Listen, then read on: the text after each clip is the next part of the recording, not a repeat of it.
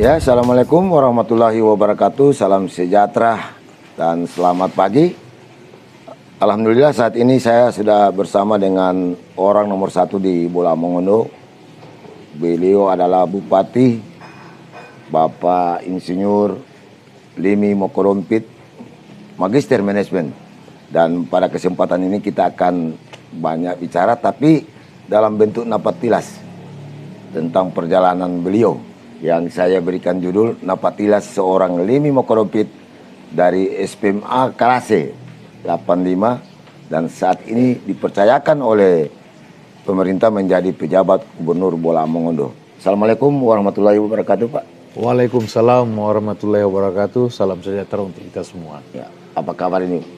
Alhamdulillah, kabar baik. Ya, Pak Bupati, saya ingin banyak bercerita dengan Bapak sebagai orang yang pernah ada di SPMA Kalase tahun 85. Bagaimana perjalanan Bapak yang bagi kami itu sangat berkesan. Banyak hal-hal yang menjadi motivasi mungkin bagi generasi muda. Perjalanan Bapak dari seorang PPL kemudian saat ini dipercayakan menjadi seorang bupati. Kami persilakan, Pak. Iya. Terima kasih Bang Warkop ya.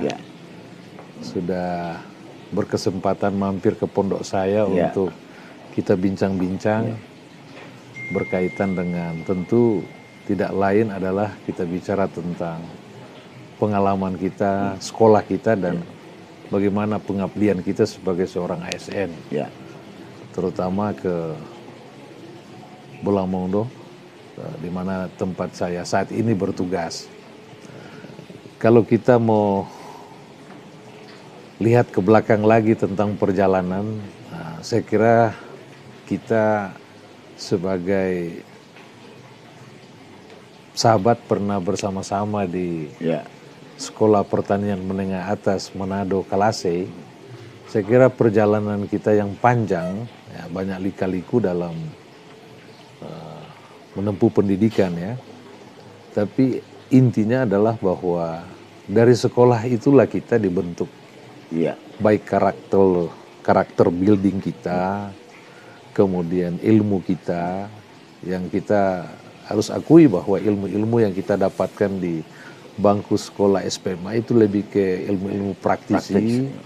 Ya, ilmu-ilmu yang langsung aplikasi, langsung action di dalam menerapkan informasi teknologi pertanian, sehingga ketika itu kita begitu selesai langsung diserap atau ditampung oleh lembaga institusi pemerintah swasta untuk bekerja. Artinya tenaga-tenaga yang siap pakai ketika itu. Saya kira itu yang kesan pertama, sehingga lulusan kami ketika selesai di pendidikan itu langsung diserap. Baik instansi pemerintah maupun swasta, ataupun mau jadi sebagai wira swasta, sebagai seorang pengusaha yang bergerak di bidang agribisnis, di bidang agrowisata dan sebagainya. Saya kira itulah satu keunggulan yang sekolah kami miliki yang tidak dimiliki oleh sekolah-sekolah umum lain. Saya kira itu, Pak. Pak Bupati, dalam biografi saya lihat Pak Bupati itu dari seorang PPL kemudian menjadi koordinator PPL, kepala BPP, kemudian kalau nggak salah Kadis, kepala Balai Informasi Penyuluhan dan Kadis.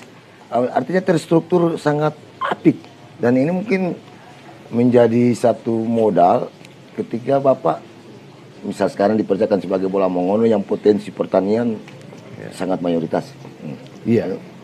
Jadi karir birokrasi saya memang dimulai dari seorang penyuluh. Penyuluh pertanian, Pak. Nah, penyuluh pertanian kebetulan saya kurang lebih 38 tahun ya. Itu berkarir di Provinsi Irian Jaya. Saya mulai dari karir penyuluh, kemudian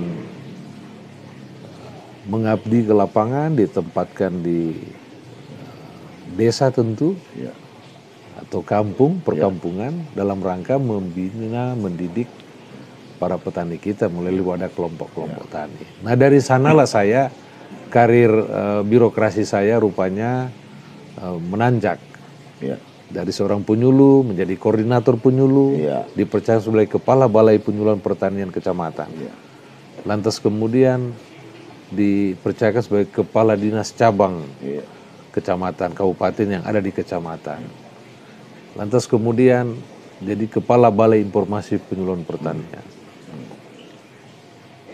Diberikan juga kepercayaan kepala kantor Penyuluhan Pertanian Ketahanan Pangan, dan akhirnya sebagai kepala dinas pertanian. Jadi saya berkecimpung di bidang saya memang. Ya, selain memang itu passion saya sebagai seorang penyuluh pertanian, sebagai orang yang cinta dan suka kepada sektor ini, saya juga dituntut untuk bagaimana merubah perilaku, pola pikir daripada masyarakat tani yang bertaninya secara tradisional, lantas kemudian bertani yang lebih baik lagi, lebih menggunakan teknologi, menggunakan manajemen usaha tani, sehingga mereka bisa meningkatkan tidak hanya pendapatan, tapi peningkatan sumber daya manusia berupa keterampilan di bidang pertanian, dan pada akhirnya akan mengarah kepada peningkatan produksi dan pendapatan petani. Esensinya di situ. Dari pengalaman panjang Pak di bidang pertanian dan agribisnis, bagaimana Pak melihat konsepsi yang apa bisa katakan yang bagus dan baik dan tepat soal pertanian ini Pak? Karena negara kita ini kan negara ya mayoritas agraris, pertanian, dan bola mongono juga termasuk dalam. Kira-kira apa konsep-konsep pembangunan pertanian yang ingin Bapak sebagai orang yang pengalaman di bidang itu? Iya, tentu kita membangun sebuah daerah, sebuah negara. Yang pertama kita lihat dulu, ingin melihat apa potensi daerah itu. Kalau daerah itu sebagai daerah agraris, daerah pertanian, dan hampir sebagian besar rakyat bertumpu kepada sektor itu, maka dari sanalah kita mulai berpikir untuk merencanakan. Artinya kebijakan-kebijakan pemerintah, program-program pemerintah harus banyak mengarahkan untuk mendukung pada sektor itu, karena dia sebagai leading sektor. Karena dialah yang menggerakkan roda ekonomi. Berbicara tentang pertanian kan tidak bicara hanya teknis budidaya saja. Tidak bicara hanya dari aspek pasca panennya, berbicara tentang marketnya, teknologinya, tetapi secara menyeluruh bahwa pertanian ini harus ditopang oleh berbagai macam sektor terkait.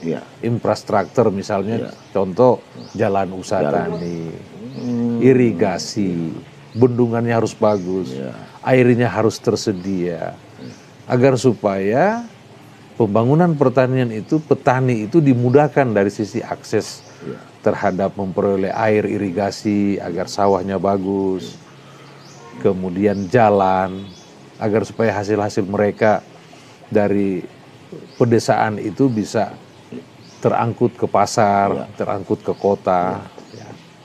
Kemudian informasi pasar tentang masalah harga, kemudian teknologi. Teknologi juga jangan lantas kemudian kita terlalu berpikir high tech yang teknologi tinggi, tapi teknologi-teknologi pedesaan, teknologi-teknologi yang mereka butuhkan di tingkat dan mudah dijangkau desa, dan itu bisa membantu usaha tani mereka. Jadi kira-kira seperti itu. Jadi pengembangan sektor pertanian dan berbasis ekonomi pertanian ini, banyak sumber daya yang kita miliki di sekitar kita yang bisa dijadikan sebagai sebagai akselerasi untuk memperlancar, mempercepat proses produksi itu lebih baik. Kita punya air banyak, bisa sebagai pembangkit energi, konversi energi. Kita punya matahari, kita punya hutan, kita punya sungai. Semua ini kan sumber-sumber sumber daya alam yang bisa menopang kegiatan-kegiatan pertanian kita. Banyak hal yang kita bisa dapatkan dari di sekitar kita yang bisa menunjang pembangunan pertanian ke depan. Saya kira itu yang bisa. Saya lihat Pak Bupati, ini luar biasa. Saya teringat berapa tahun lalu Pak Bupati ya, tahun 85. Kami teringat ada mata pelajaran manajemen usaha tani. Ini Pak Bupati mengingatkan kembali ini. Berarti pertanian itu kita harus melihat agro input dan agro outputnya. Iya. Ini luar biasa Pak. Artinya kita tidak terfokus back in leading sektor, tapi akan membias kepada sektor-sektor penunjang. Nah, pertanyaan kami Pak, ke depan program-program seperti itu akan apakanlah untuk daerah Bola Mongondo misalnya. Iya. Jadi program itu kan harus berangkat dari permasalahan petani, peternak, pekebun, nelayan kita. Seperti sekarang, bagaimana persoalan benih? Bagaimana pasar, tata niaga hasil pertanian kita? Bagaimana pupuk, sarana produksi lah dalam arti luas. Nah tentu kita berangkat dari situ. Nah kita ketahui bahwa anggaran pemerintah kan tidak cukup untuk mengcover seluruh kebutuhan petani tentu. Tapi kita kan bisa bermitra, kita bisa mendorong kemitraan. Kita juga bisa menyediakan pupuk, pupuk tidak harus anorganik pabrikasi. Kita bisa pupuk organik. Pupuk organik ini bisa kita peroleh dari hasil-hasil di sekitar kita seperti pupuk kandang, hijauan, sisa-sisa panenan. Ini bisa dijadikan kompos dan itu sumber pupuk organik itu paling bagus untuk hortikultura. Apalagi daerah highland seperti daerah-daerah ketinggian pengembangan horti untuk tanaman-tanaman sayur-sayur dataran tinggi. Ini dia sangat responsif terhadap pupuk organik.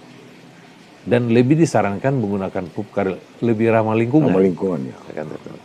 Nah, sekarang ada juga pupuk-pupuk kita seperti pupuk anorganik.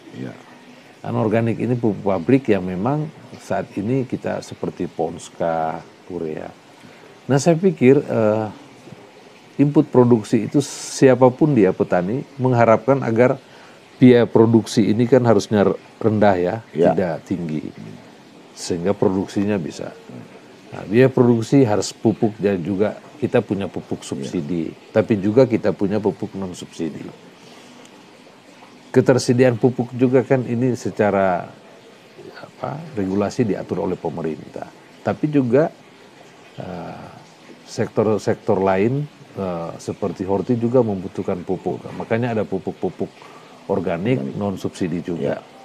Selama kegiatan usaha tani menguntungkan bagi mereka, pendapatan, peningkatan produksi, menggunakan baik itu subsidi maupun subsidi, tidak ada masalah.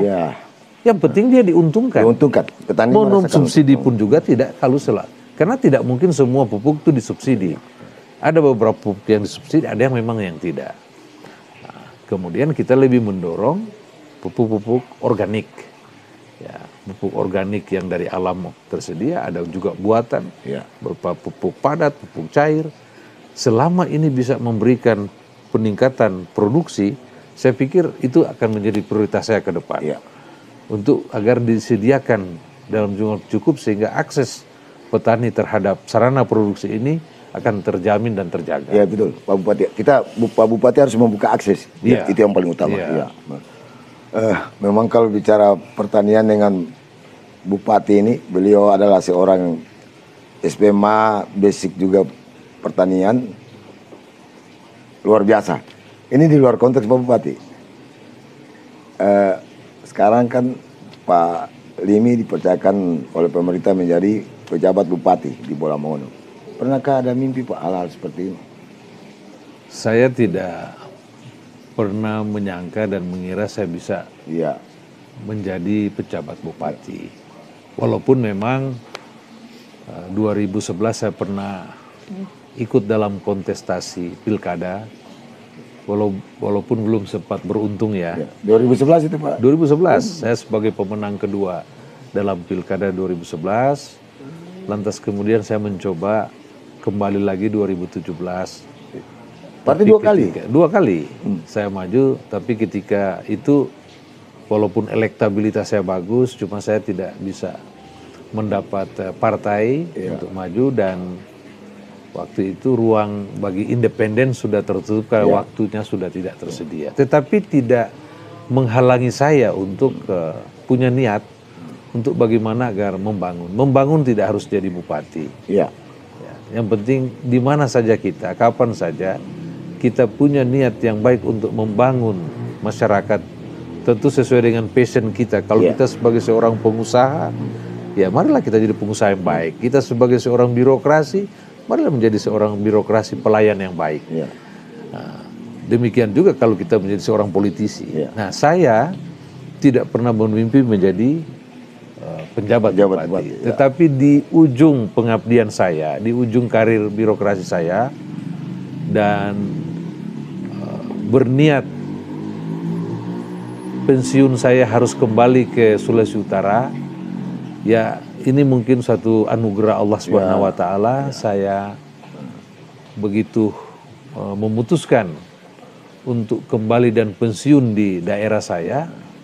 Kurun waktu 3 tahun yang tersedia, ternyata saya bisa dipercayakan menjadi pejabat tinggi pertama di Sulawesi Utara sebagai Kadis Lingkungan Hidup.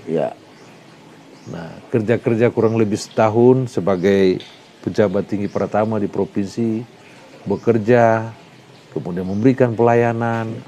Rupanya di sini saya dinilai barangkali oleh pimpinan daerah, dinilai oleh semua pihak.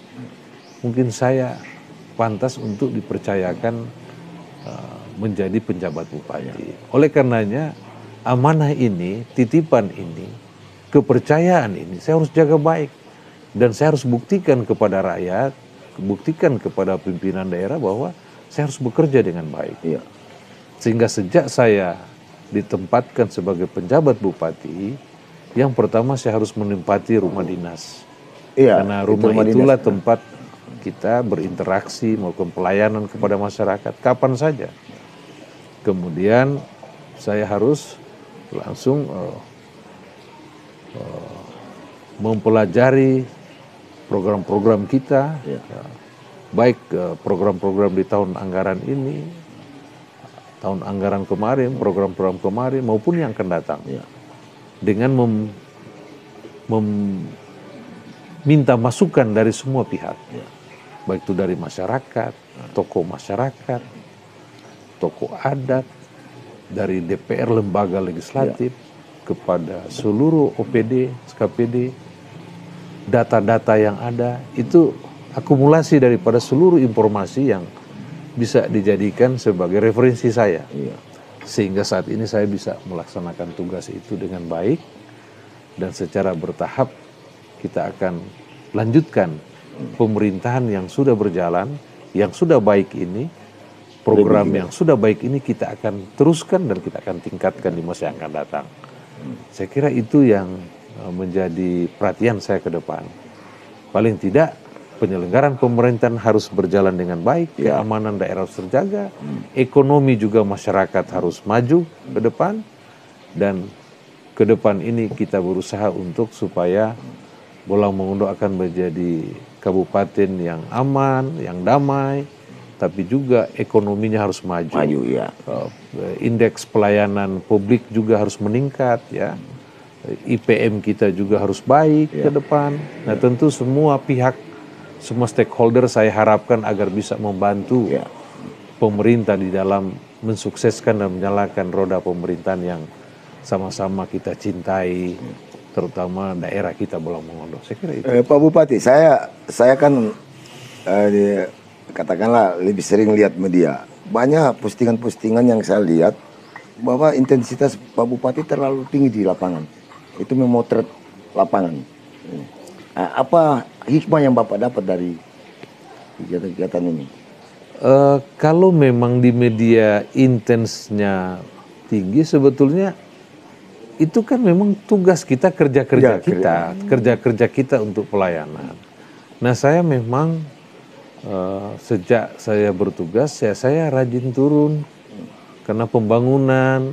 Kita bicara pembangunan sosial kemasyarakatan, kita kan harus turun karena sebagai pemimpin harus benar-benar memahami rakyatnya, wilayahnya, dan sebagai rakyat juga kan harus benar-benar memahami pemimpinnya, pimpin daerah. Bagaimana kita saling memahami kalau tidak pernah ketemu? Nah, ya kan? Makanya sebagai seorang pelayan, ya, kita ini harus melayani rakyat, kita harus sering turun. Karena memang itulah kerja kita. Komitmen kita untuk memberikan pelayanan kepada masyarakat. Kalau kita banyak turun, melakukan giat-giat pemerintahan, ya sudah dipastikan rakyat juga akan berinteraksi, merespon kita. Nah, dari situlah mereka akan terbuka menyampaikan keluhan-keluhan, keinginan mereka, kebutuhan mereka, masalah yang mereka hadapi. Nah, dari sanalah sebenarnya awal daripada program yang kita akan jawab melalui program.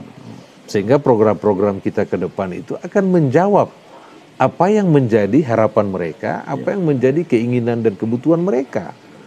Nah, dari proses tatap muka, ya, kita melakukan kunjungan itu. Nah, kalau ataupun di medsos atau di media dia intens, saya kira itu karena postingan yang mereka sendiri yang saya tidak pernah memposting kegiatan saya. Dan itu euforia masyarakat. Euforia barangkali masyarakat. Saya berkunjung ke suatu tempat, mereka mungkin merasa senang, merasa gembira. Sekarang kan era terbuka ya, keterbukaan. Semua orang punya HP, punya iPhone ya.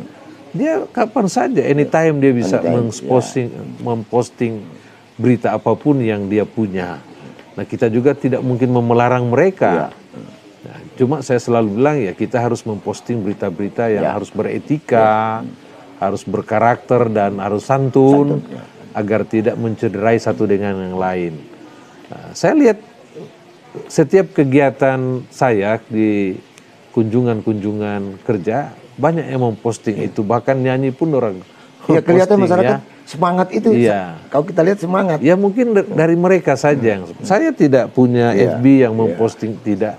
Itu memang kesadaran dari mereka, kerinduan mereka terhadap pemimpin, kekangenan mereka, sehingga mereka ada kepuasan tersendiri bahwa ini loh pemimpin kami datang di desa kami, di acara kami posting.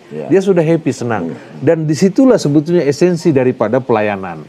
Disitulah esensi daripada embrio perdamaian, kedamaian, karena mereka merasa diperhatiin. Nah, itu yang saya maksud tadi, saling memahami antara rakyat dan pemimpin. Nah, di situ dia bersinergis, berinteraksi.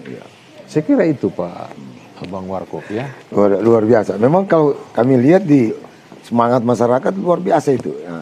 Ya mungkin saya tidak akan mengatakan, Abang Warkop tidak mengatakan mungkin barang langka, tidak. Tapi itulah masyarakat. Pak Bupati, Bola Mongondo setahu saya itu adalah kabupaten yang terluas di Sulawesi Utara. Dan kalau tidak salah, di data yang kami dapat, dengan populasi jumlah penduduk yang nomor 3 setelah Manado dan Kabupaten Minahasa. Berarti ini suatu potensi yang luar biasa. Ke depan untuk Bola Mongondo, dengan pengalaman Bapak yang begitu panjang di bidang pertanian dan di bidang-bidang agribisnis, apa yang akan Bapak rencanakan untuk Bola Mongondo? Iya, jadi sumber daya yang banyak, luas wilayah yang besar, tidak lantas kemudian kita merasa bangga, merasa hebat, karena walaupun sumber daya yang besar, daerah yang luas kalau tidak dikelola dengan baik juga tidak akan punya arti apa-apa buat menjadi masalah. Kesejahteraannya, bahkan itu menjadi masalah. Oleh karenanya ke depan kita akan menata tentang sumber daya alam yang kita miliki ya. Baik lahan-lahan kita, kawasan-kawasan kita yang memiliki potensi. Kalau itu yang berkaitan dengan perkebunan, pertanian, peternakan, kita akan tata dengan baik. pemilihan komoditi ini juga perlu pemilihan komoditi, pemetaan terhadap kawasan-kawasan yang potensial. Kemudian kita juga kan punya hutan, kita juga punya tambang. Nah, semua ini kan harus ditata dengan baik. Laut juga Bapak bagus. Punya juga laut, agar supaya ini tidak menjadi musibah ya, masalah bagi seluruh rakyat. Tetapi ini bisa menjadi berkah. Nah, disinilah peranan pemerintah untuk mengatur semua ini agar supaya ke depan di satu sisi juga potensi yang ada sumber yang alam ini kita memberikan ruang juga bagi investor. Investasi harus masuk. Daerah ini tidak akan maju kalau tidak ada investasi. Tetapi investasi yang kita masukkan juga mereka harus kita berikan kenyamanan mereka berusaha. Perizinan juga jangan kita persulit. Ini sering disampaikan oleh Pak Presiden, Pak Gubernur agar supaya investasi ini harus masuk tapi harus juga taat aturan. Ya. Nah, jangan juga kita persulit. Agar supaya pengelolaan sumber daya alam ini bisa punya manfaat bagi rakyat dan buat negara. Kalau ini dia berjalan baik, saya kira semua rakyat kan akan senang akan menikmati. Nah, itu yang sekarang lagi sedang saya mencoba untuk mengajak semua stakeholder yang terkait untuk membicarakan semua ini agar ke depan kalau ada permasalahan-permasalahan kita selesaikan. Kalau ada yang belum sesuai dengan aturan, mari kita dudukkan supaya sesuai dengan aturan. Kalau ada masyarakat kita yang masih termarginalkan, mereka belum dilibatkan di dalam suatu proses itu, mari kita libatkan mereka. Karena kalau semua masyarakat ini terayomi, terdistribusi yang baik, maka pasti mereka akan nyaman. Mereka akan merasa memiliki. Merasa memiliki. Apapun yang investasi yang ada di daerah, mereka akan merasa memiliki karena mereka ada pelibatan mereka di sana. Nah, itu sesungguhnya harapan daripada Bapak Presiden, harapan dari Bapak Gubernur kita agar supaya pengelolaan sumber daya alam ini benar-benar memberikan manfaat bagi rakyat, bagi daerah, dan tentu bagi negara. Sehingga kita dari sisi ekonomi, dari sisi ketahanan, kedaulatan pangan kita akan tersedia, dan itu akan memberikan rasa nyaman, kesejahteraan, kemakmuran bagi seluruh rakyat. Saya kira itu, Abang Warkop, kalau saya berpikir. Luar biasa, Pak Bupati. Ini sahabat Abang Warkop di mana saja Anda berada. Beliau ini adalah memang lama di luar daerah, Pak di Provinsi Irian, sekarang Papua, beliau khusus di Timika, Pak Dengan pengalaman beliau yang begitu syarat, insya Allah ini akan membuat Bola Mongono ini akan lebih baik dari yang sekarang ini. Sebagai close statement, Pak. Nah, silakan Pak Bupati, close statement untuk pembicaraan kita yang singkat ini. Mungkin akhir daripada pembicaraan kita pada pagi ini sambil kita ngopi harapan saya yang pertama, marilah kita jaga situasi keamanan, ketertiban, stabilitas keamanan di daerah ini. Bersama-sama tentu dengan Forkopimda kami mencoba menjaga agar supaya tahun ini dan tahun depan dan seterusnya keamanan ini harus terjaga. Karena keamanan ini ini kebutuhan kita bersama. Dan tanggung jawab kita bersama. Kalau kita aman, damai rakyatnya, maka kita akan bisa membangun daerah ini. Kita pasti akan mencapai apa yang menjadi cita-cita kita bersama. Baik ekonomi, pendidikan, sosial kemasyarakatan, semua akan berjalan dengan baik sesuai dengan alur trek yang benar bila mana kita aman. Sehingga himbauan saya itu. Kemudian yang kedua, saya juga berharap agar supaya seluruh rakyat kita Bola Mongono ini harus membuka diri. Daerah ini akan maju kalau kita welcome dengan siapa saja. Tidak boleh lagi kita mengelompokkan, mengkotak-kotakkan. Sudah bukan pada zamannya. Sudah bukan zamannya lagi. Sekarang era terbuka. Welcome untuk semua. Mau investor mau masuk. Teman-teman dari luar, semua kita ini anak bangsa, anak negeri yang membangun bersama daerah ini. Tidak boleh ada suku, ras, agama yang mengelompokkan satu dengan lain. Kita semua adalah sama. Sebagai warga negara, sebagai warga rakyat Bola Mongono. Mari kita bergandengan tangan, kita bersatu membangun Bola Mongondo yang lebih baik ke depan. Tentu sesuai dengan amanat oleh Bapak Presiden, Bapak Gubernur untuk menjaga kebersamaan, menjaga toleransi, dan kita bersatu untuk menjaga, mengawal daerah kita agar lebih baik dan lebih aman ke depan. Saya kira itu harapan kita semua. Terima kasih Pak Bupati. Terima kasih. Amazing, luar biasa. Ya, Syukur manto dan sahabat Abah Warkop merasa berbahagia bisa berada di rumah pribadi Pak Bupati. Ya. Terima kasih Abang Warkop. Sukses juga untuk Abang Warkop. Semoga kita bisa terus bersama dan bisa saling mengingatkan dan saling mengawasi. Terima kasih. Assalamualaikum warahmatullahi wabarakatuh. Waalaikumsalam. Ya, demikianlah sahabat Abah Warkop bincang singkat saya dengan Bapak Bupati Bola Mongondo, Insinyur Limi Mokodompit, Magister Manajemen dari Bola Mongondo, Sulawesi Utara untuk Indonesia. Terima kasih. Assalamualaikum warahmatullahi wabarakatuh.